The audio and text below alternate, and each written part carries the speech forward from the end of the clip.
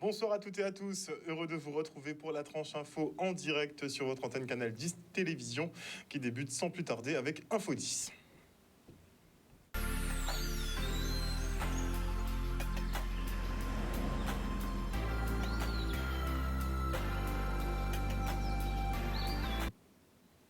Nous sommes le vendredi 16 septembre 2022 et nous sommes également en vigilance rouge pour fortes pluies et orages, mais aussi en vigilance orange pour vagues, submersions et vents violents. La tempête tropicale Fiona se dirige droit sur nous. Certaines communes de l'archipel ressentent déjà les effets du phénomène avec des pluies soutenues et une mer très agitée. À Gourbert, on note des éboulements au niveau de la route qui mène à Choisy-Saint-Claude, une véritable rivière presque à l'image. À Moule, effectivement, la mer dans la baie était particulièrement agitée cet après-midi aux alentours de 17h et le temps se dégrade. Et on note qu'à Capesterre aussi, on peut déjà voir la puissance de la houle au niveau du bord de mer, près de la mairie.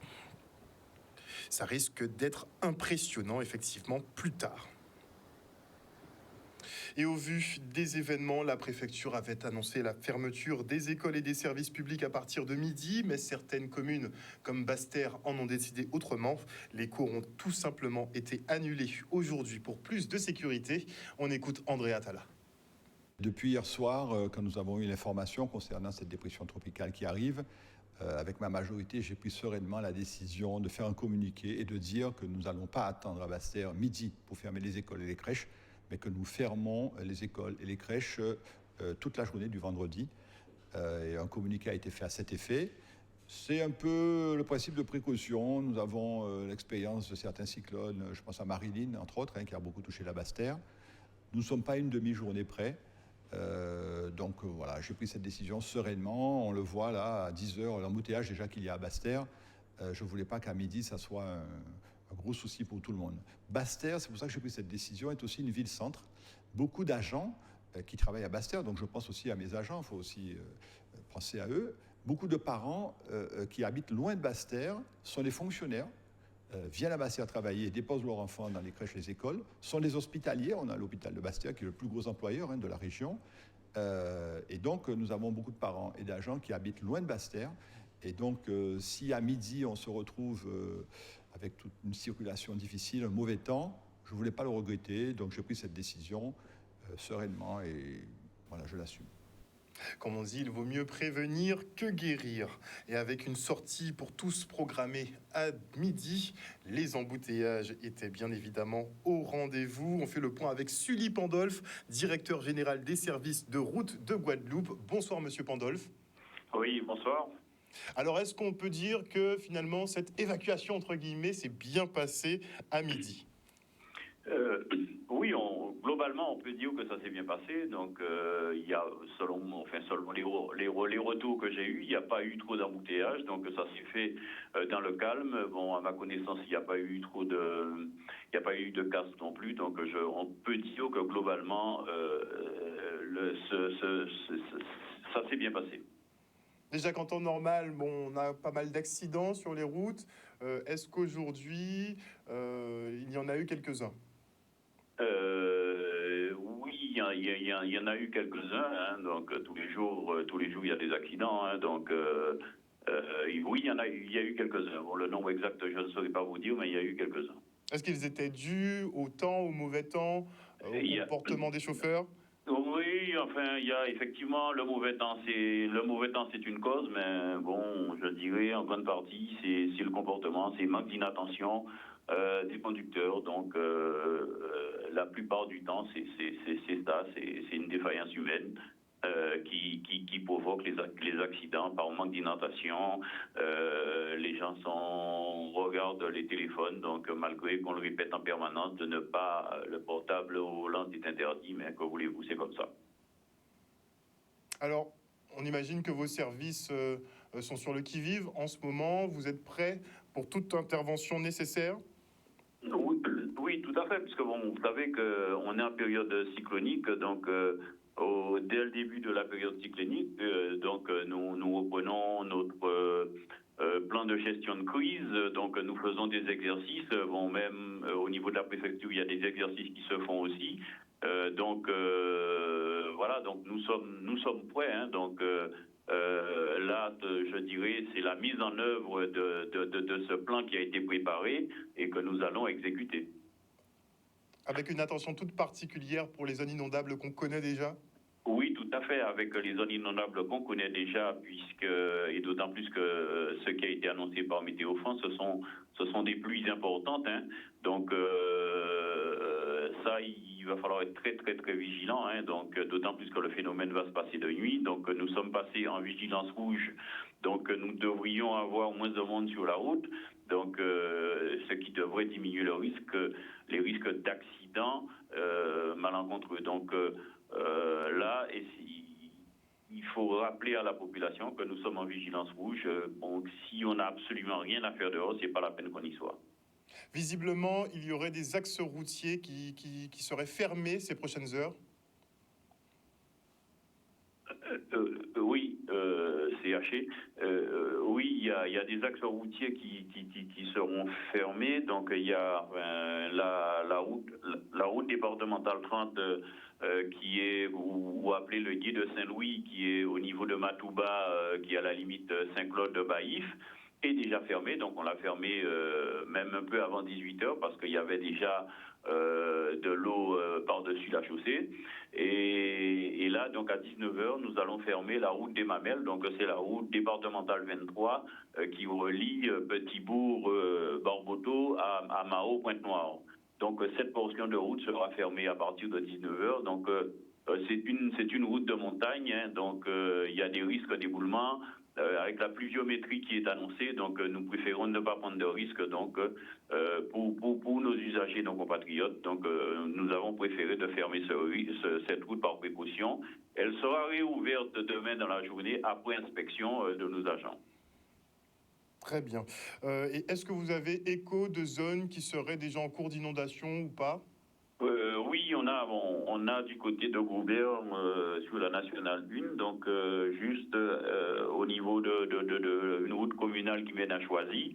Donc on a pas mal d'eau qui sort de cette route-là et qui descend sur la route nationale numéro 1 au niveau de Goubert. Bon, ça c'est l'information que j'ai qui a été vérifiée.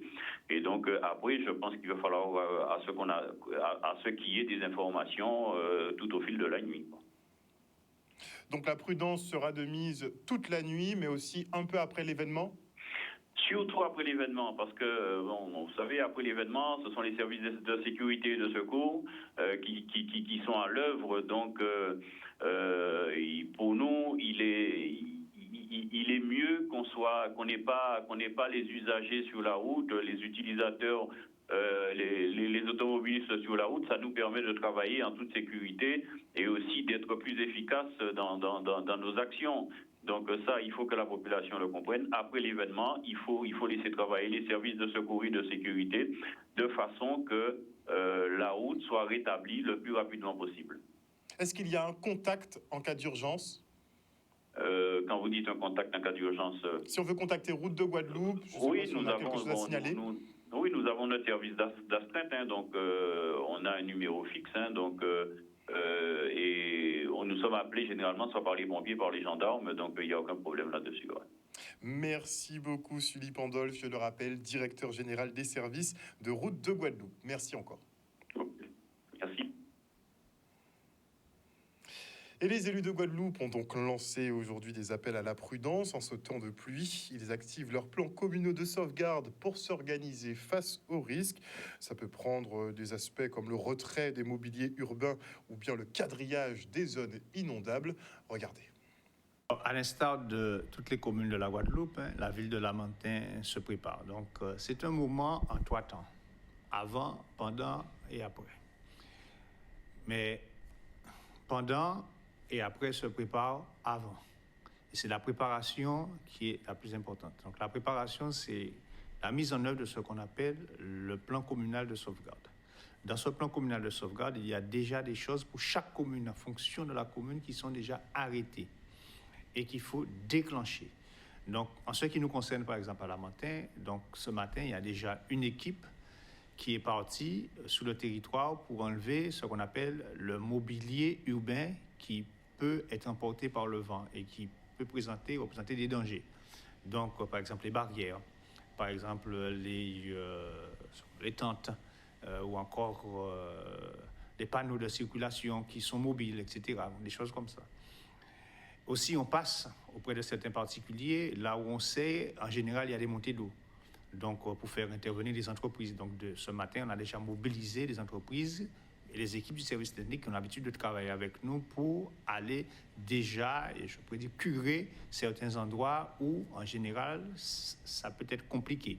Depuis ce matin, nous sommes en séance de travail pour pouvoir être au mieux au contact de notre population et pour pouvoir pallier aux éventuels, on va dire, si jamais les choses venaient à s'amplifier, se dégrader, on est déjà en mesure d'être en fonctionnement.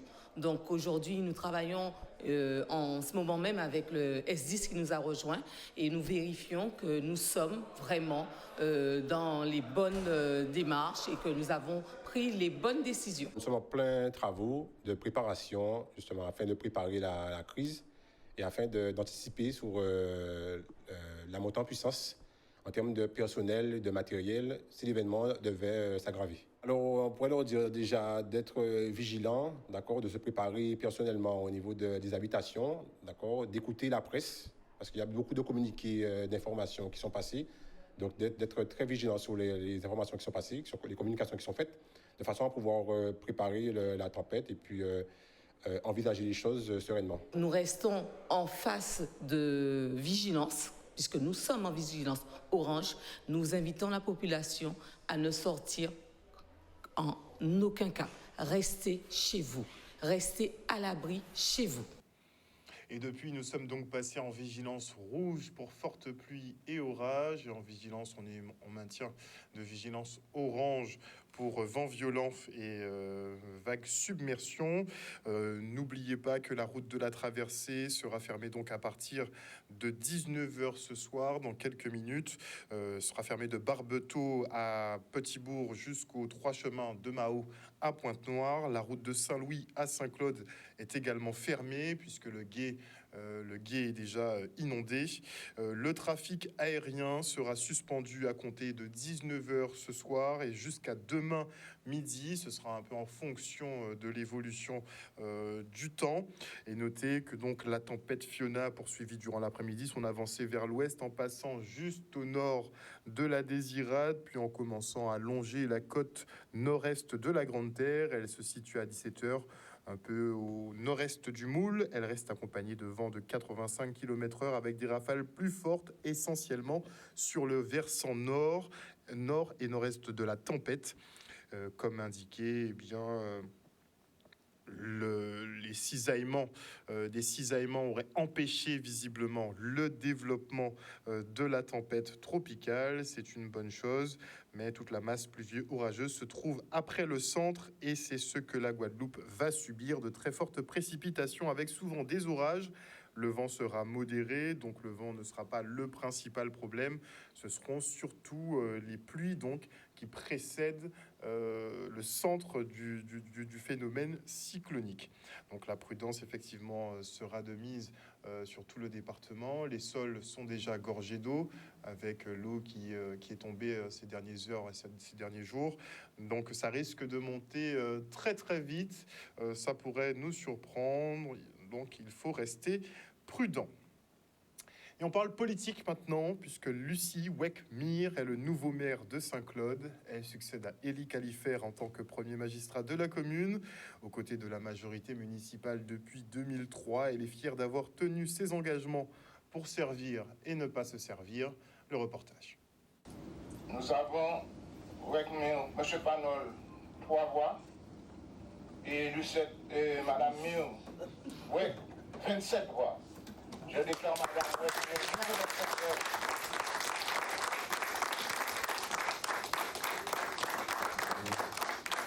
C'est un sentiment aussi de travail accompli, hein, de servir ce qui a toujours été le leitmotiv de l'équipe, servir la ville et ne pas se servir.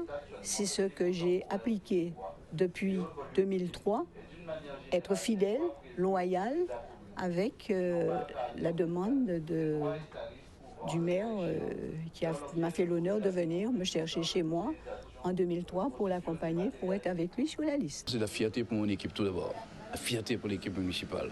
Et aussi un grand bonheur pour la ville de Saint-Claude. On n'a pas assisté à des déchirements. Certains ont voulu que les élus se déchirent.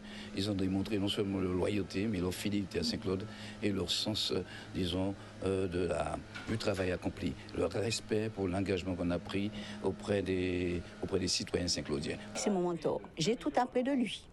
Quand je suis arrivée, j'étais infirmière. Donc je pouvais prendre une tension, une température.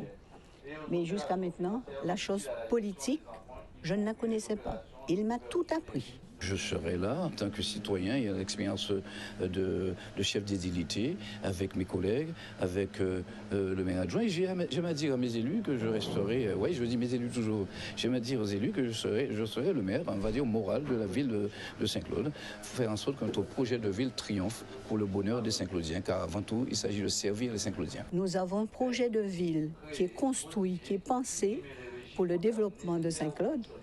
Nous suivons la ligne droite, tout ce qui a fait, tout ce qu'on a promis, tout ce qu'on a décidé.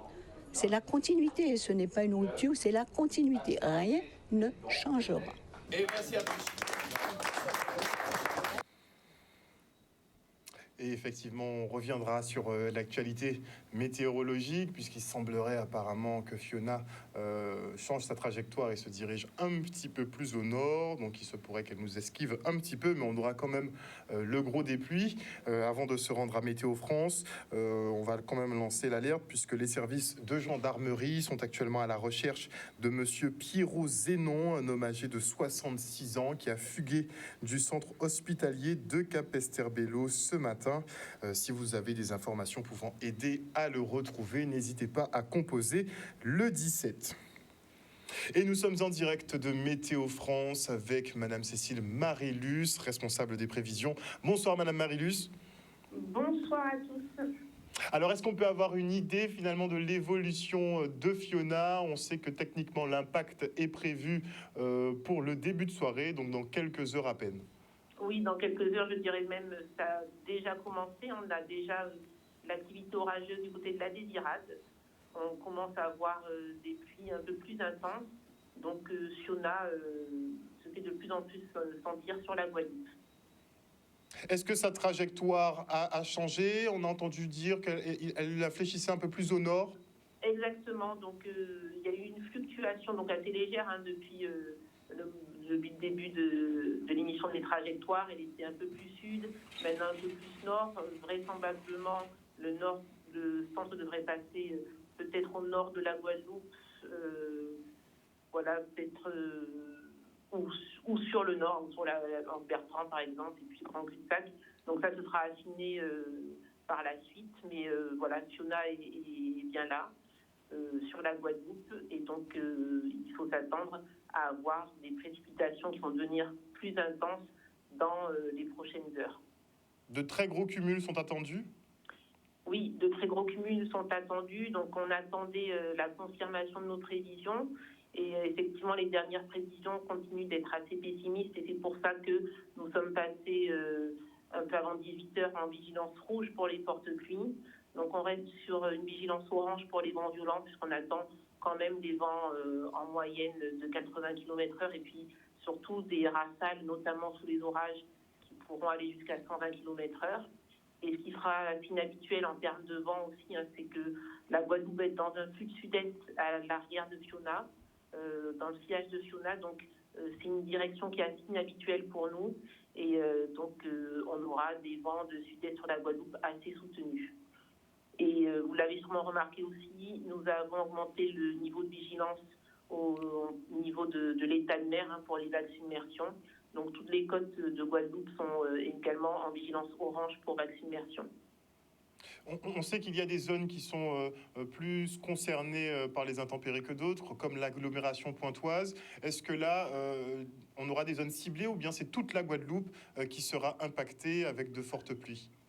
Ce sont des pluies plutôt généralisées. Alors, bien évidemment, en termes de cumul, on attend un peu plus de pluie sur le sud-Basse-Terre, voire les Saintes ou Marie-Galante, mais en termes de conséquences, de toute manière, on connaît la sensibilité de l'agglomération pointoise, Et donc, même s'il y a moins de pluie, on s'attend quand même à avoir des effets qui sont importants en termes d'impact sur la population. Merci beaucoup, Cécile Marie-Luce, pour cette intervention. Merci. Merci à vous. Restez veillattifs. Vous l'avez entendu, il faut rester effectivement à l'écoute. De toute façon, techniquement, vous êtes censé être chez vous, bien au chaud, tranquillement, à attendre donc l'arrivée de cette tempête tropicale Fiona. On fera un petit point avec la préfecture tout à l'heure pour voir si tous les services sont opérationnels. Vous l'aurez compris, le vent n'est pas le problème principal. On n'a pas un ouragan avec des forts vents qui sont attendus. C'est vraiment la pluie, comme vous pouvez le voir sur cette animation satellite. Là, c'est un petit peu les concentrations en pluie. Donc, ce qui arrive, c'est un gros morceau de paquet pluvieux orageux. Donc, ça va nous tomber dessus. Voilà, chers téléspectateurs, nous sommes arrivés au terme de ce journal. Merci pour votre fidélité à ce programme. N'oubliez pas que sur Canal 10 Télévision, vous faites l'information que nous diffusons. Le journal local revient lundi à 18h30. Une bonne soirée à vous. Prenez soin de vous, de vos proches. Vous savez, la prudence est de mise sur les routes si vous devez impérativement sortir. Aux abords des cours d'eau, on ne sait jamais, une rivière peut sortir rapidement de son lit ou la mer peut venir vous joindre chez vous, on ne sait jamais, 50 pas géométriques. Hein. Et en montagne aussi, on ne sait jamais. Bon, franchement, la prudence est de mise ce soir et tout se passera bien si on fait le nécessaire. Une bonne soirée à vous, bisous bisous tout le monde.